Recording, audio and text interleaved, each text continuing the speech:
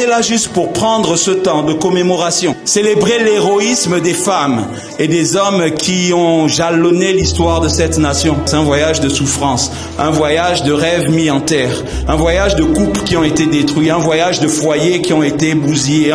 Il ne faut pas oublier l'histoire. Et nous devons transmettre l'histoire de génération en génération, de sorte que les erreurs qui ont été commises, que plus jamais on ne puisse les commettre.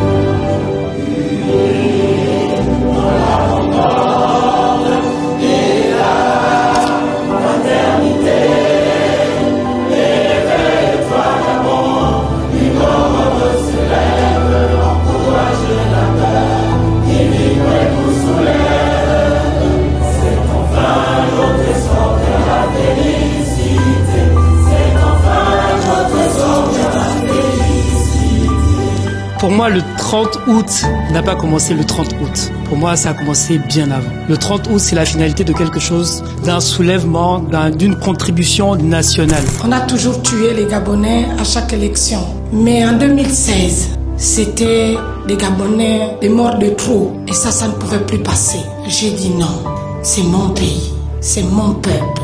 Je ne peux plus rester dans ma zone de confort. Je suis sortie avec tous les autres.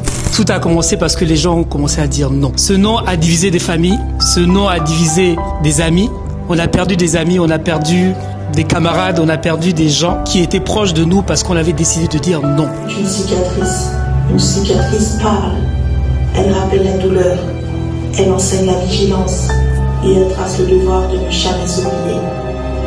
Durant de nombreuses années, une résistance a vécu le jour à travers d'interminables manifestations à la place du Trocadéro à Paris, lieu emblématique de retrouvailles. Il y a eu des gens qui ont perdu leur travail.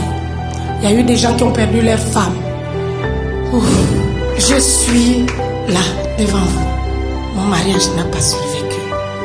Après 20 ans de mariage. Parce que c'était mon pays ou rien. Et s'il y avait un prix à payer, je l'ai payé.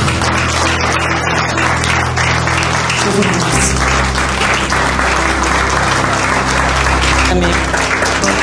Tous ceux qui ont payé le prix de leur vie,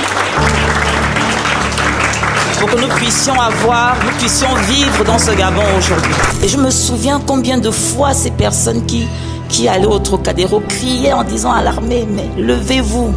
Et ils ont fini par entendre le cri. Est-ce qu'on peut vraiment acclamer, bénir Dieu pour notre armée? Vraiment. Ils ont entendu le cri de leur nation et ils ont dit, nous prenons nos responsabilités. Avons décidé de défendre la paix en mettant fin au régime en place. Je veux qu'on prenne le temps de célébrer quelqu'un qui a été libéré aujourd'hui. Kelly Ondo, est-ce qu'on peut se lever vraiment? Oui. Est-ce que oui? Est-ce qu'on peut? Si c'est possible qu'on puisse nous mettre une photo de Kelly Ondo.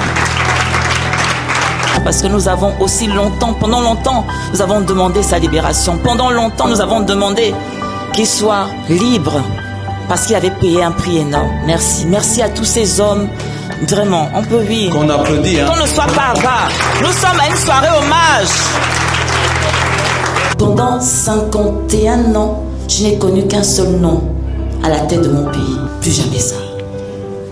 Plus jamais ça. Non, plus jamais ça. Non, on ne laissera plus ce genre de choses se passer. Nous croyons que cette nation va se construire. Elle va se construire peut-être avec des luttes, avec des combats internes. C'est humain, mais elle se construira.